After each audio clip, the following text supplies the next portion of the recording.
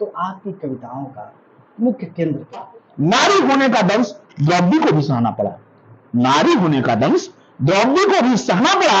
एक स्त्री के रूप में 5 पतियों के साथ रहा। कैसे एक व्यक्ति धर्म को और आडंबर में अंतर करता है, क्या सोचते हैं? परहित सरिस धर्म नहीं भाई, पर प्रियासम नहीं अधिमाई। हम जिस समाज में जी रहे हैं अपने देश में, वह पुरुष के प्रभाव में कार्य करने वाला समाज है और स्त्री को आज भी वह कंधे से कंधा मिला के चल रही है, लेकिन घर के अंदर उसका पति उसे 2 दर्जे का नागरिक मानता है।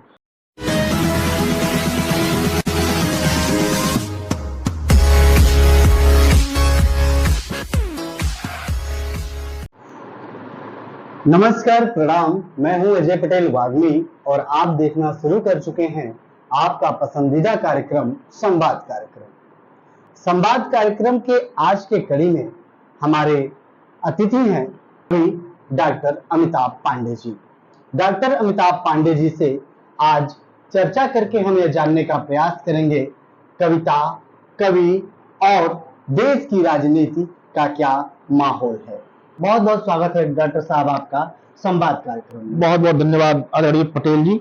आज आपने अपने इस कार्यक्रम में मुझे चुना, इसके लिए आपका और आपकी पूरी टीम का बहुत बहुत आभार, धन्यवाद। तो कौन है डॉक्टर अमिताभ पांडे जी, मैं डॉक्टर अमिताभ पांडे मूलतः गोरखपुर जनपद के पश्चिमांचल में जगतबेला रेलवे स्टेशन से सटे गांव है मझगावा, जहां का रहने वाला हूं। वहां मेरा जन्म हुआ, लेकिन मेरी शिक्षा दीक्षा इंटरमीडिएट तक की सर्वोदय किसान इंटर कॉलेज कौड़ीराम से हुई। स्नातक, परास्नातक और प्रशिक्षण मैंने गोरखपुर विश्वविद्यालय गोरखपुर से प्राप्त किया और मैं वर्तमान समय में कौड़ीराम में स्थित सर्वोदय किसान पीजी कॉलेज कौड़ीराम में प्रशासनिक अधिकारी के पद पर कार्यरत हूं। इसके अतिरिक्त मैं दैनिक जागरण आई नेक्स्ट अखबार के लिए पत्रकारिता करता हूं। एक लखनऊ से अखबार आता है प्रखर विकास, जिसके लिए संपादकीय आलेख लिखता हूं। निश्चित रूप से व्यक्ति अर्थ के लिए नौकरी करता है, काम करता है, लेकिन सुकून के लिए उसे कुछ ना कुछ जरूर करना चाहिए, तो उसका भाव में उसके लिए मैंने माध्यम चुना कविता और साहित्य। डॉक्टर साहब, आपकी ऐसी कोई कविता जो आप कभी भी किसी मंच पे जाते हो तो जिसे सुनाने का लोभ आपके मन में हमेशा रहता हो कि यह मेरी कविता अधिक से अधिक लोग सुने और समझें, ऐसी कोई कविता? चूंकि मैं 1 जुलाई 1997 से सर्वोदय किसान पीजी कॉलेज में कार्यरत हूं। एक विद्यार्थी हमारे यहाँ लड़की थी, पढ़ती थी, उसका भाई सेना में था, शहीद हो गया और रक्षाबंधन के पर्व पर उसके मर्म को मैंने देखा तो मन में कुछ भाव प्रस्फुटित हुए और उन्हें मैंने पंक्तिबद्ध किया और वो कविता मैं प्रयास करता हूं कि जहां जाऊं जरूर प्रस्तुत करूं, तो यदि अनुमति हो तो। नहीं तो जरूर, हमारे दर्शकों को भी वह कविता आप सुनाएं। वतन की आन की खातिर बहन की आस टूटी है, वतन की आन की खातिर बहन की आस टूटी है, नहीं थमते मेरे आंसू मेरी किस्मत ही फूटी है। वतन की आन की खातिर बहन की आस टूटी है, नहीं थमते मेरे आंसू मेरी किस्मत ही फूटी है।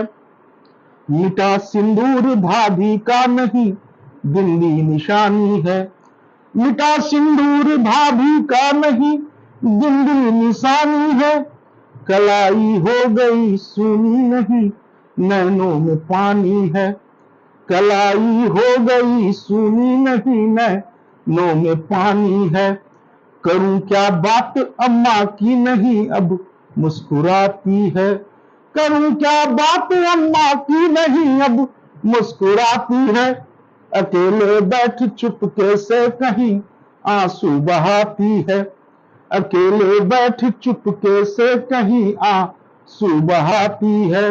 न पूछो हाल बापू का वजन उनका हुआ आधा, न पूछो हाल बापू का वजन उनका हुआ आधा, सभी से पूछते रोकर कि देगा कौन अब कांधा। वो साहित्यिक जीवन रहा है। अभी तक आपने जितने भी रचनाओं को रचा है, गढ़ा है अपने मनोभाव को कविता के माध्यम से, तो आपकी कविताओं का मुख्य केंद्र क्या होता है? समाज में जो विसंगतियां हैं, जो द्वंद्व चल रहा है, उनको लेकर के मैं रचनाएं करता हूं। जैसे अभी आपने देखा कि मणिपुर में हिंसा हुई और अभी हिंसा चल रही है, स्त्रियों के साथ, बच्चियों के साथ अत्याचार हुआ, तो मन उद्वेलित हो गया मेरा। तो उस पर भी मैंने एक रचना लिखी, एक गीत। नहीं अश्रु अब रुकते नहीं हैं, देख मणिपुर की व्यथा। अश्रु अब रुकते नहीं हैं, देख मणिपुर की व्यथा। लेखनी भी मौन रहकर लिख रही काली कथा। लेखनी भी मौन रहकर लिख रही काली कथा। अगली पंक्तियों पर ध्यान चाहूंगा। बन गया माहौल भय का, जल रहे हैं घर वहां। बन गया माहौल भय का, जल रहे हैं घर वहां। जातियों के इस समर में कौन है अपना कहां। जातियों के इस समर में कौन है अपना कहां। अरे बने सब लड़ रहे हैं, अरे बने सब लड़ रहे हैं। खाक होती मित्रता, अश्रु अब रुकते नहीं हैं, देख मणिपुर की व्यथा। कि स्त्रियों को नग्न करके समाज के लोग उनके आंखों में पत्थर पड़ गया था कि कैसे एक पुरुष जन्म देने वाली मां, बहन स्त्री को नग्न लेकर के घूम रहे हैं। निश्चित रूप से हर एक सोलह व्यक्ति का हृदय दुखी होगा, तो उसको मैंने पंक्तिबद्ध किया। तो इस कविता में लिया, गरिमा हुई खंडित वहां, लज्जित हुई है बेटियां। जब भावना आहत हुई, टूटी नियम की बेड़ियां। गूंजती चित्कार देखो, गूंजती चित्कार देखो, पर वहां कान्हा न था। गूंजती चित्कार देखो, पर वहां कान्हा न था। लेखनी भी मौन रहकर लिख रही काली कथा।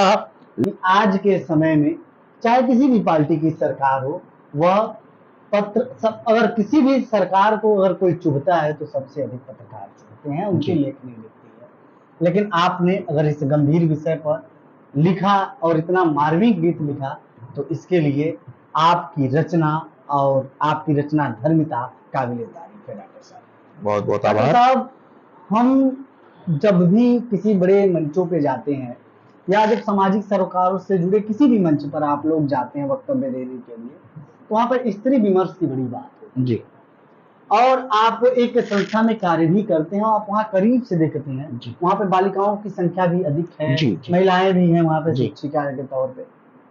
क्या स्त्री विमर्श जैसा मंचों पर होता है, क्या उसकी वास्तविक स्थिति वही है या अभी बहुत कुछ सुधार करने की जरूरत है जमीनी स्तर पर? देखिए पटेल जी, बड़ी साफ बात है, हम जिस समाज में जी रहे हैं अपने देश में, वह पुरुष के प्रभाव में कार्य करने वाला समाज है, जहां पर पुरुष को मालिक माना जाता है और स्त्री को आज भी वह कंधे से कंधा मिला के चल रही है, लेकिन घर के अंदर उसका पति उसे दोयम दर्जे का नागरिक मानता है।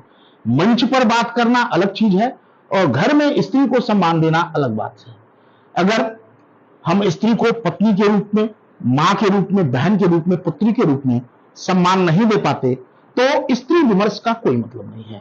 पहले आवश्यकता है कि हम अपने घर की महिलाओं को सम्मान दें, उनका मान रखें।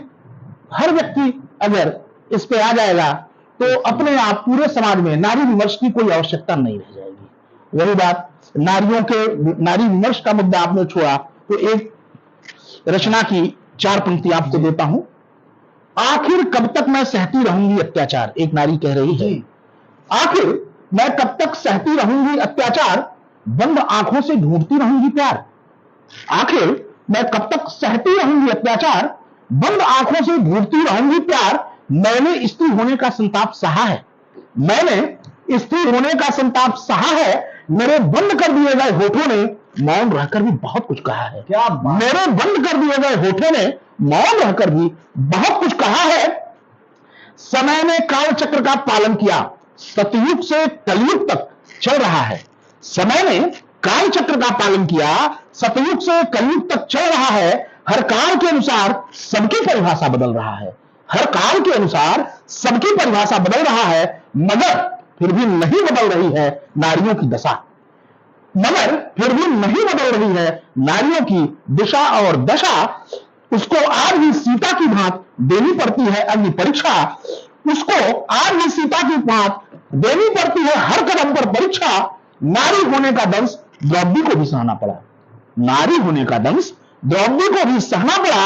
एक स्त्री के रूप में 5 पतियों के साथ रहना पड़ा, क्या बड़ी बात। एक स्त्री के रूप में 5 पतियों के साथ रहना पड़ा। कौरवों के क्रूर शब्द बाण को चुनना पड़ा। आखिर कब तक स्त्री सहती रहेगी, आखिर कब तक स्त्री सहती रहेगी, घुट घुट कर श्वास भरेगी, घुट घुट कर श्वास भरेगी। कैसे खंडित होगा अत्याचार का चक्र, कैसे खंडित होगा अत्याचार का चक्र।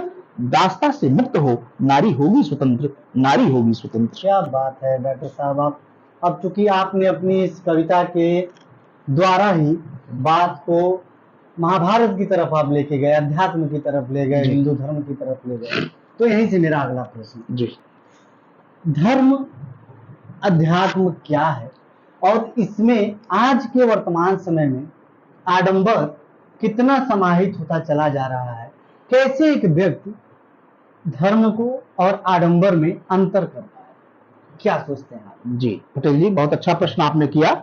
देखिए, महाकवि गोस्वामी तुलसीदास जी जो आज के युग में सभी प्रवचनकर्ताओं के लिए, हम जैसे सभी कवियों के लिए आदर्श हैं, और जिन्होंने एक परंपरा दी, सुदीर्घ परंपरा दी जो आज भी चल रही है। तो उन्होंने धर्म की परिभाषा बहुत सूक्ष्म ढंग से कर दी। परहित सरिस धर्म नहीं भाई, पर पियासम नहीं अधिमाई। क्या यानी दूसरे का परहित सरिस, दूसरे का हित करना ही सबसे बड़ा धर्म है, और दूसरे को पिया देना सबसे बड़ा पाप है। बस इतना अगर 2 लाइन लोग समझ जाएं तो फिर सारा झगड़ा ही खत्म है, सारा विवाद ही खत्म है। क्या राजतंत्र के बाद लोकतंत्र, लेकिन भाषा वही अभी तक बनी हुई है, राजनीति। जी जी, जिसमें राज करने की नीति ज्यादा दिख रही है, लोक के कल्याण की नीति कम दिख रही है। किसे मानते हैं आप, कैसे होगा भारत का भला, कैसी होनी चाहिए राजनीति? अब राजनीति की बात करें तो आदर्श राजनीति की कपोल कल्पना हम वर्तमान समय में कर रहे हैं। हाँ, देश में राजनीति रही, हमारे देश के राजनेताओं ने देश के लिए बहुत कुछ किया, लेकिन आज राजनीति में स्वार्थ नीति का समावेश हो गया है। हर व्यक्ति राजनीति के बल पर आता है, जनता की सेवा की बात करता है, लेकिन जब वह सदन का सदस्य होता है, वह एक उच्च पद पर जाता है जनता के मतों द्वारा चयनित होकर के, तो वह स्वार्थ नीति पर उतर जाता है और स्वयं का लाभ देखने लगता है। इसी पर मैंने 2 पंक्तियां दी हैं राजनीति पर। राजनीति के कुशल खिलाड़ी, राजनीति के कुशल खिलाड़ी जाति धर्म में बांट रहे, राजनीति के कुशल खिलाड़ी जाति धर्म में बांट रहे। जनता खेले मंदिर मस्जिद, जनता खेले मंदिर मस्जिद, बैठ मलाई काट रहे, बैठ मलाई काट रहे। और एक 4 पंक्तियां और दूंगा। राजनीति दूषित हुई, होता गंदा खेल, राजनीति दूषित हुई, होता गंदा खेल, सत्ता लिप्सा में करें मेल सभी बेमेल। जैसा आप देख रहे हैं मध्य प्रदेश में सरकार गिरी तो कहीं और गिरी, सरकारें गिराई और बनाई जा रही है, जनादेश का सम्मान नहीं हो रहा है। कर्नाटक की स्थिति 2 साल पहले जो थी, तो उस समय ये कविता मैंने 4 पंक्तियां लिखी थी कि राजनीति दूषित हुई, गंदा होता गंदा खेल, सत्ता लिप्सा में करें मेल सभी बेमेल, जनता चुप हो देखती बिन इंजन की रेल, जनता चुप हो देखती बिन इंजन की रेल, कमरों में है बंद विधायक, होटल बन गए जेल, होटल बन गए जेल। क्या बात है। आपकी कविताओं को अगर देखा जाए जी एक समीक्षात्मक दृष्टि से जी, तो आप जितने भी समसामयिक मुद्दे हैं जी, उस पर आपकी लेखनी लगातार चल रही है जी। और आप अपने समाज यानी अगर जब भी डॉक्टर अमिताभ पांडे की बात की जाएगी जी। तो यह बात की जाएगी कि एक ऐसी कलम जो अपने आसपास ही नहीं बल्कि केंद्रीय लेवल पर भी, राष्ट्रीय लेवल पर भी जितने मुद्दे रहे उस पर इनकी कलम हमेशा कुछ न कुछ लिखती और रचती रही। तो इसके लिए आपकी रचना धर्मिता एक बार फिर से मैं कहूँगा कि काबिले तारीफ है। बहुत अब हमारे इस संवाद कार्यक्रम का एक मोटो है कि एक आदर्श समाज कैसा होना चाहिए, लेकिन उस प्रश्न पे जाने के पहले मैं आपसे एक प्रश्न आखिरी करना चाहूंगा कि अपनी रचना तो सबको प्रिय होती है, लेकिन जब आप एक रचनाकार बनते हैं उसके पहले आप एक विद्यार्थी रहते हैं। विद्यार्थी से रचनाकार बनने के क्रम के बीच में कहीं ना कहीं आपका व्यक्तित्व गढ़ा जाता है। जी। तो जिसने आपके व्यक्तित्व को गढ़ा, ऐसे कौन से रचनाकार जिनको पढ़ के आपको बड़ा सुकून मिला, जिनसे आपको प्रेरणा मिली, जिनसे आपको सीखने को मिला और फिर धीरे धीरे आप कविता की तरफ बढ़े? जैसे देखिए, कविता की प्रेरणा तो मुझे महाकवि तुलसीदास की रामचरितमानस से, बचपन से ही हर घरों में रामचरितमानस की चौपाइयां गाई जाती हैं जी। हिंदू धर्म में होने के नाते, ब्राह्मण परिवार में होने के नाते मैं भी रामचरितमानस नित्यदिन तो नहीं लेकिन मौका मिलने पर जरूर देख लेता था जी। और उनकी चौपाइयों को पढ़ के, कवितावली, गीतावली इत्यादि पढ़ के ये लगता था कि काश मैं भी ऐसा कर पाता। धीरे धीरे साहित्य का विद्यार्थी रहा, धीरे धीरे कलम चलने लगी, कुछ लिखने लगा। उसी दौरान दो व्यक्ति मुझे मिले। एक गोरखपुर में आदरणीय स्वर्गीय नरसिंह बहादुर चंद कौशिक जी, जो संगम संस्था चलाते थे, और लखनऊ में आदरणीय निवेदिता जी मिले, जिन लोगों ने मुझे बहुत प्रोत्साहित किया। और इन लोगों के प्रोत्साहन से मैंने धीरे धीरे पढ़ना शुरू किया। देखिए, लिखने के लिए आवश्यक है कि हम पढ़ें, नियमों को पढ़ें और नियमों को पढ़ने के अतिरिक्त अन्य रचनाकारों की कविताओं को सुने और पढ़ें। उससे हमारा शब्दकोश बढ़ता है और हम और अच्छा लिख पाते हैं और अच्छा कर पाते हैं। साथ ही यह भी ज्ञान होता है कि हम अपनी रचना में कहाँ गलती कर गए हैं, वो ऐसे होनी चाहिए। तो मैं उनका, इन दोनों महाविभूतियों का आभारी हूं और निश्चित रूप से जल्द ही मेरी मुलाकात हुई। आदरणीय नीरजा मेहता जी हैं, गाजियाबाद से, वो रिटायर्ड प्रिंसिपल हैं, वो एक मंच चलाती हैं काव्य मंजरी, वो भी मेरा सहयोग करती हैं और मेरी त्रुटियों पर इंगित करती हैं कि हाँ आप गलत हैं, उनकी पूरी टीम करती है। तो इस तरह से चल रहा है। साथ ही अगर स्थानीय गोरखपुर की बात करें तो छोटी बहन डॉक्टर चेतना पांडे और अपने कॉलेज के प्राचार्य डॉक्टर रामकृपाल राय जी की कविताओं से मैं अक्सर प्रभावित रहता हूं और निश्चित रूप से कविता के क्षेत्र में ये दोनों विभूतियां बहुत अच्छा काम कर रही हैं। डॉक्टर साहब, हर एक व्यक्ति अपनी दृष्टि में चाहता है कि मैं एक ऐसे समाज में रहूं, जीऊं। सबके दृष्टि में एक आदर्श समाज की परिकल्पना होती है। आप एक आदर्श समाज किसे मानते हैं? कैसा होना चाहिए एक आदर्श समाज? आदर्श समाज जहां समाज के हर व्यक्ति में आपस में मेलजोल हो, प्रेम हो, कटुता वैमनस्यता की भावना न हो। प्रतिस्पर्धा जरूरी है लेकिन संघर्ष न हो। आप अच्छा कर रहे हैं तो मैं आपसे अच्छा करूं, यह प्रतिस्पर्धा समाज को आगे बढ़ाने के लिए आवश्यकता है। लेकिन हम प्रतिस्पर्धा की जगह पर संघर्ष करना शुरू कर देते हैं और जहां स्वयं का, परिवार का और समाज का नुकसान होता है। जी। तो डॉक्टर साहब, जाते जाते अगर आप अपनी कोई एक कविता हमारे दर्शकों को जरूर सुनाएंगे, सुनाना चाहेंगे तो जाते जाते एक कोई कविता। जैसे देश की राजधानी है, देश का दिल है दिल्ली जी, और वहां शैक्षणिक संस्थान बहुत बड़ा है जेएनयू जी। गत वर्ष वहां पर दीवारों पर लिख दिया गया कि भारत छोड़ो जी। तो कभी मन है, घटना को अखबारों में पढ़ा तो कविता निकल पड़ी, वो मैं प्रस्तुत कर रहा हूं। वीर रस में कविता है। भारत छोड़ो बोल रहे हो, भारत छोड़ो बोल रहे हो, मर्यादा को तोड़ रहे हो, कलुषित भाव हृदय में भरकर, कलुषित भाव हृदय में भरकर जल में विष क्यों घोल रहे हो, भारत छोड़ो बोल रहे हो।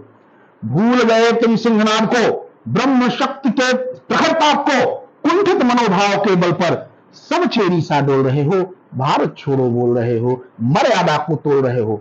भूल गए तुम गुरु वशिष्ठ को, ऋषि दधीचि की वज्र अस्त्र को, नचिकेता के ब्रह्म ज्ञान को इसीलिए मुंह खोल रहे हो, भारत छोड़ो बोल रहे हो, भारत छोड़ो बोल रहे हो, मर्यादा को तोड़ रहे हो। और अंतिम पंक्तियां हैं आजादी के महासमर में जो हमारे देश के वीर जवान सपूत हुए उनको समर्पित रचना पंक्तियां, आजादी के महासमर के बलिदानी वीरों के घर के क्रांतिनाद की समुद्र ध्वनि को आर्तनाद से तोड़ रहे हो, भारत छोड़ो बोल रहे हो, मर्यादा को तोड़ रहे हो, भारत छोड़ो बोल रहे हो, मर्यादा से। क्या बात है, बहुत ही सुंदर पंक्तियां।